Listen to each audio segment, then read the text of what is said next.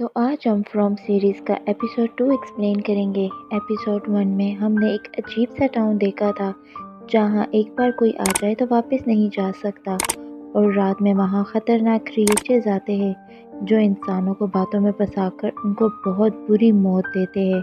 वो लगते तो इंसान हैं लेकिन असल में वो कुछ मिस्टीरियस है जिनका असल रूप हम नहीं जानते।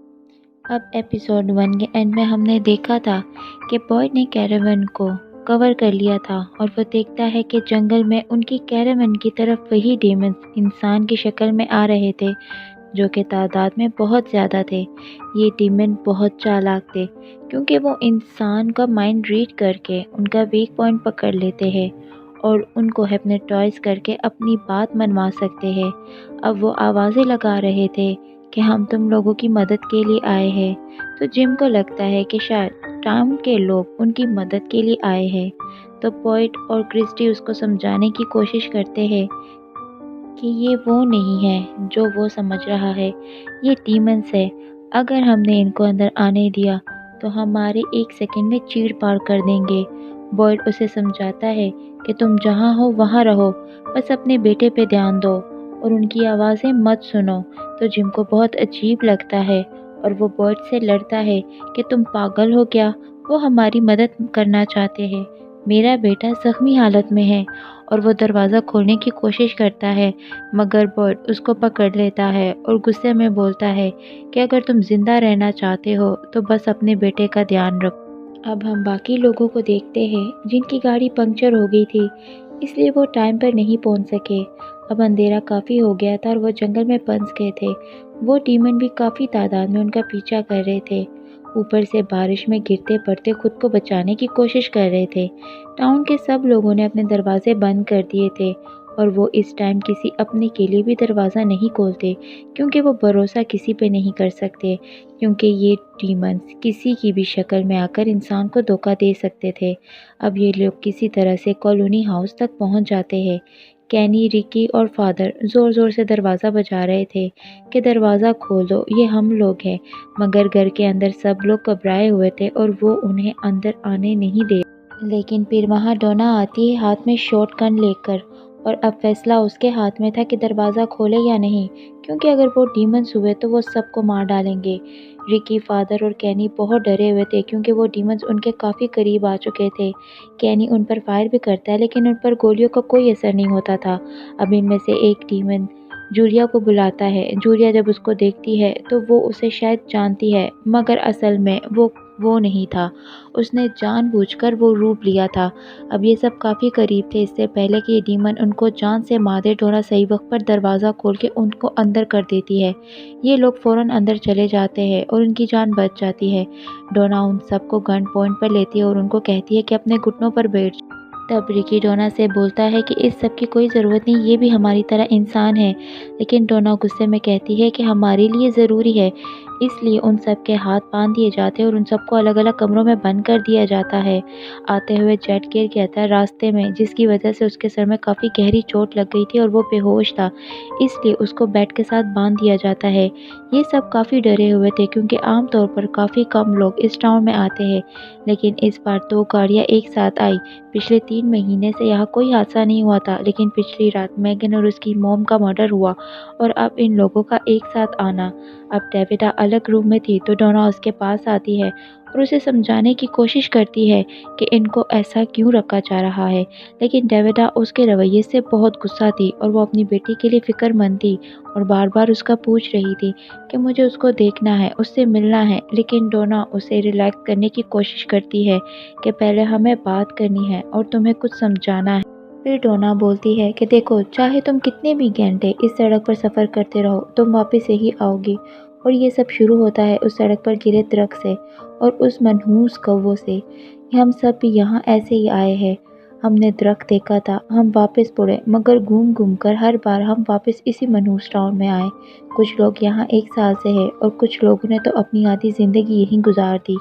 यहाँ से निकलने का कोई रास्ता नहीं है और रात में यहाँ पर वो डीमंस आते हैं जो हमारा शिकार करते हैं। वो बेरहम दरिंदे हैं। ہم سب یہاں مل جل کر رہتے ہیں، ایک دوسرے کی مدد کرتے ہیں۔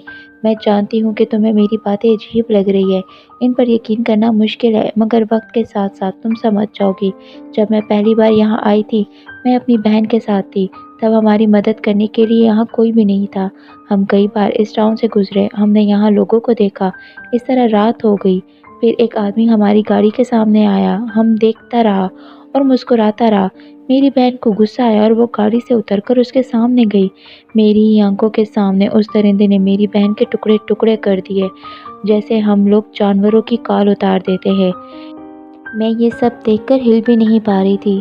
پھر میں نے دیکھا کہ اب وہ میرے پاس آ رہے ہیں، تب میں اپنی جان بچانے کے لیے جنگل کی طرف بھاگی اور جھاڑیوں میں چھپ گئی اور دعا کرتی رہی کہ یہ رات گزر جائے۔ ہم بس روز رات یہی کرتے ہیں اور زندہ رہنے کی کوشش کرتے ہیں۔ اب یہ سب سننے کے بعد ٹیبیٹا کو آدھی کہانی تو سمجھ آ گئی تھی، مگر ان ڈیمنز والی بات پر وہ یقین نہیں کر رہی تھی۔ اب جولیا کو نیچے کچن میں رکھا گیا تھا۔ پھر ایک وکٹر نام کا آدمی اس کے پاس آتا ہے اور اس سے بات کرنے کی کوشش کرتا ہے۔ جولیا کو اس سے کافی ڈر لگتا ہے۔ تب وہاں فاطمہ آتی ہے اور وہ وکٹر کو وہاں سے نکلنے کو بولتی ہے کہ تم نے جو بھی لینا ہے لو اور یہاں سے چلے جاؤ، تم اس کو ڈرا رہے ہو۔ تب وکٹر وہاں سے چلا جاتا ہے۔ پھر وہ جولیا کے پاس آتی ہے اور اسے کہتی ہے کہ میں تمہارے پاس یہاں رہوں گی اور تمہیں یہاں کے بارے میں کچھ بتاؤں گی۔ پھر فاطمہ جولیا کے ہاتھ بھی کھول دیتی ہے۔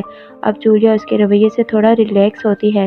فاطمہ اس سے بات کرتے کرتے اپنا روم بھی دکھانے لے جاتی ہے اور وہ رکی ایک ساتھ رہتے ہیں۔ کمرے میں بہت ساری پینٹنگز لگی ہوئی تھی۔ تب فاطمہ بتاتی ہے کہ یہ رکی کی ہابی ہے اور وہ تمہاری بھی کافی پینٹنگز بنائے گا۔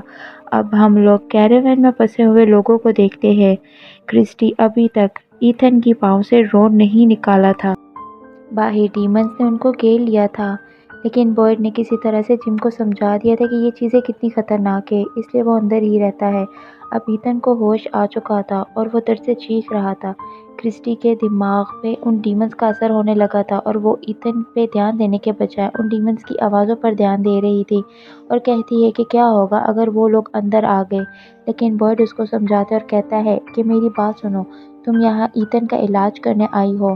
اب کرسٹی اور جم مل کر ایتھن کے پاؤں سے وہ روڈ نکالتے ہیں اور پھر ہم ہاسپٹل کا سین دیکھتے ہیں جہاں سارا نے اس لڑکے کو مار دیا تھا۔ ابھی تک ہاسپٹل میں تھی، وہاں کچھ اور لوگ بھی تھے جیسے کہ ایک نرس اور کینی کے فادر۔ اب سارا ہاسپٹل کا دروازہ کھول دیتی اور خود وہاں سے نکل جاتی ہے۔ اب کینی کو غصہ تھا کہ رکی کی گرل فرینڈ نے اس نئی لڑکی کو کھلا چھوڑ دیا تھا۔ اب اس بات پر ان دونوں کی لڑائی بھی ہوتی۔ اب سارا نے ہاسپٹل کا دروازہ کھول دیا تھا جس کی وجہ سے ڈیمن ہاسپٹل کے اندر آ گئے اور وہ ڈیمنز وہاں سب کو مار دیتے ہیں۔ اب رات گزر جاتی ہے۔ بوائڈ سب کو کیریون سے باہر نکال دیتا ہے۔ ڈیویڈا اب وہاں آتی ہے اور اپنے ہسبینڈ اور بیٹے کو دیکھتی ہے، پھر وہ ان کے گلے لگ کر خوب رونے لگتی۔